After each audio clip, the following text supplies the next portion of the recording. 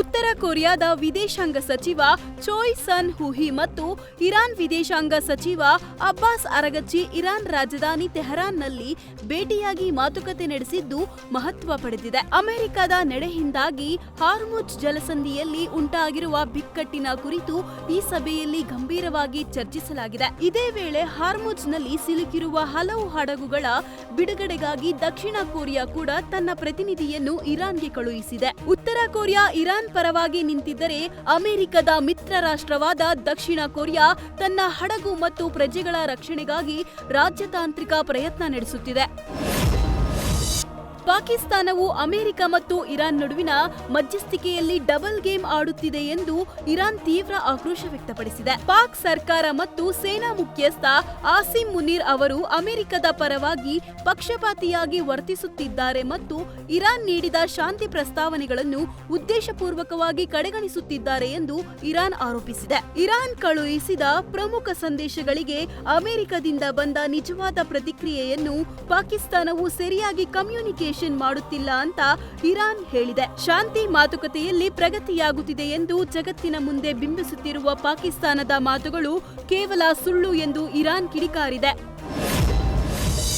Hormuz ಜಲಸಂಧಿಯಲ್ಲಿ Iran ಮೇಲೆ ನಿಯಂತ್ರಣ ಸಾಧಿಸಲು ಅಮೆರಿಕ ರೂಪಿಸಿದ ನೌಕಾಪಡೆಯ ವ್ಯೂಹವು ಸದ್ಯಕ್ಕೆ ದೊಡ್ಡ ಮಟ್ಟದ ಹಿನ್ನಡೆ ಅನುಭವಿಸುತ್ತಿದೆ. ಈ ಭಾಗದಲ್ಲಿ ಅಮೆರಿಕದ ಯುದ್ಧ ನೌಕೆಗಳಿದ್ದರೂ ಅವುಗಳನ್ನು ಲೆಕ್ಕಿಸದೆ ಇರಾನ್ನ ನೌಕೆಗಳು ಯಶಸ್ವಿಯಾಗಿ ಸಂಚರಿಸುತ್ತಿವೆ. ಈ ಕಾರ್ಯಾಚರಣೆಯ ಮೂಲಕ ಇದುವರೆಗೂ ಇರಾನ್ಗೆ ಸಂಬಂಧಿಸಿದ ಸುಮಾರು 34 ತೈಲ ಟ್ಯಾಂಕರ್ಗಳು ಜಲಸಂಧಿಯನ್ನು ಸುರಕ್ಷಿತವಾಗಿ ದಾಟಿ ಅಂತಾರಾಷ್ಟ್ರೀಯ ಮಾರುಕಟ್ಟೆಗೆ ತಲುಪಿವೆ. ಈ ಟ್ಯಾಂಕರ್ಗಳ ಮೂಲಕ ಅಂದಾಜು $900 ಮಿಲಿಯನ್ ಮೌಲ್ಯದ ಕಚ್ಚಾ ತೈಲವನ್ನು ಸಾಗಾಟ ಮಾಡುವಲ್ಲಿ ಇರಾನ್ ಯಶಸ್ವಿಯಾಗಿದ್ದು, ಇರಾನ್ ಅನ್ನು ಕಟ್ಟಿಹಾಕುವ ಹಾದಿಯಲ್ಲಿ ಅಮೆರಿಕದ ಈ ಪ್ರತಿಷ್ಠಿತ ಕಾರ್ಯಾಚರಣೆಯು ಗುರಿ ತಲುಪುವಲ್ಲಿ ವಿಫಲವಾಗಿದೆ.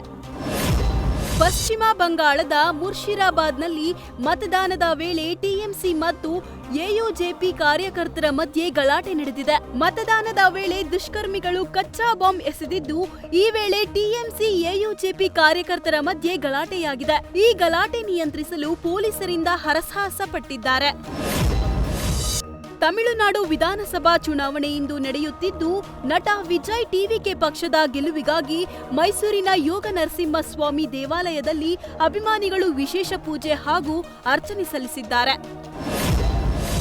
ಚಿಕ್ಕಮಗಳೂರು ಬಾಳೆಹೊನ್ನೂರು ರಾಜ್ಯ ಹೆದ್ದಾರಿಯಲ್ಲಿ ಸುಮಾರು 2.5-3 ಅಡಿ ಉದ್ದದ ದಂತವಿರೋ ಸಲಗ ಕಾಣಿಸಿಕೊಂಡಿದೆ. ದಿನದ 24 ಗಂಟೆಯೂ ವಾಹನಗಳು ಓಡಾಡುವ ಮಾರ್ಗದಲ್ಲಿ ಆನೆ ಪ್ರತ್ಯಕ್ಷಗೊಂಡಿದ್ದು, ತಿರುವಿನಲ್ಲಿ ವೇಗವಾಗಿ ಬರುವ ವಾಹನಗಳು ಆನೆಗೆ ಡಿಕ್ಕಿ ಹೊಡೆಯುವ ಸಾಧ್ಯತೆ ಇರುತ್ತದೆ. ಹಾಗಾಗಿ ಆನೆಯನ್ನ ಸ್ಥಳಾಂತರಿಸುವಂತೆ ಸ್ಥಳೀಯರು ಹಾಗೂ ಪ್ರಯಾಣಿಕರು ಆಗ್ರಹಿಸಿದ್ದಾರೆ. ತುಮಕೂರಿನ ಶಿರಾ ತಾಲೂಕಿನ ಚಿಕ್ಕಹುಲಿಕುಂಟೆ ಗ್ರಾಮದಲ್ಲಿ ಸಂಭವಿಸಿದ ಸಿಲಿಂಡರ್ ಸ್ಫೋಟದಿಂದ ಕಲಾವಿದ ಮಂಜುನಾಥ್ ಎಂಬುವವರ ಗುಡಿಸಲು ಸುಟ್ಟು ಭಸ್ಮವಾಗಿದೆ. ಮನೆಯಲ್ಲಿದ್ದ 2 ದ್ವಿಚಕ್ರ ವಾಹನಗಳು, ನಗದು, ದವಸ ಧಾನ್ಯಗಳು ಸೇರಿದಂತೆ ಎಲ್ಲ ಆಸ್ತಿ ಸುಟ್ಟು ಭಸ್ಮವಾಗಿದೆ. ಕುಟುಂಬ ಬೀದಿಗೆ ಬಿದ್ದಿದ್ದನ್ನು ಕಂಡು ಜೆಡಿಎಸ್ ಮುಖಂಡ ಆರ್ ಉಗ್ರೇಶ್ ಸ್ಥಳಕ್ಕೆ ಭೇಟಿ ನೀಡಿ ಆರ್ಥಿಕ ನೆರವು ನೀಡಿದ್ದಾರೆ. ಸಂತ್ರಸ್ತ ಕುಟುಂಬಕ್ಕೆ ಸರ್ಕಾರದಿಂದ ಸೂಕ್ತ ಪರಿಹಾರ ನೀಡುವಂತೆ ಗ್ರಾಮಸ್ಥರು ಒತ್ತಾಯಿಸಿದ್ದಾರೆ.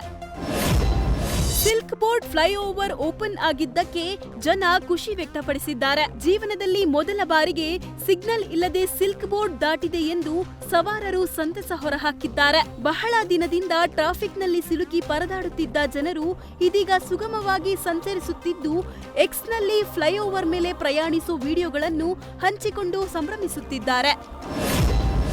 ಬೆಂಗಳೂರಿನ ಬಸವನಗುಡಿ ಕ್ಷೇತ್ರದಲ್ಲಿ 13.5 ಕೋಟಿ ವೆಚ್ಚದಲ್ಲಿ ನಿರ್ಮಾಣವಾದ ಜಿಬಿಎ ಶೂಟಿಂಗ್ ಟ್ರೈನಿಂಗ್ ಸೆಂಟರ್ ಉದ್ಘಾಟನೆಯಾಗಿ ವರ್ಷ ಕಳೆದರೂ ಸಾರ್ವಜನಿಕ ಬಳಕೆಗೆ ಸಿಗದೆ ಪಾಳು ಬಿದ್ದಿದೆ. 2022ರಲ್ಲಿ ಅಂದಿನ ಸಿಎಂ ಬೊಮ್ಮಾಯಿ ಚಾಲನೆ ನೀಡಿದ್ರು.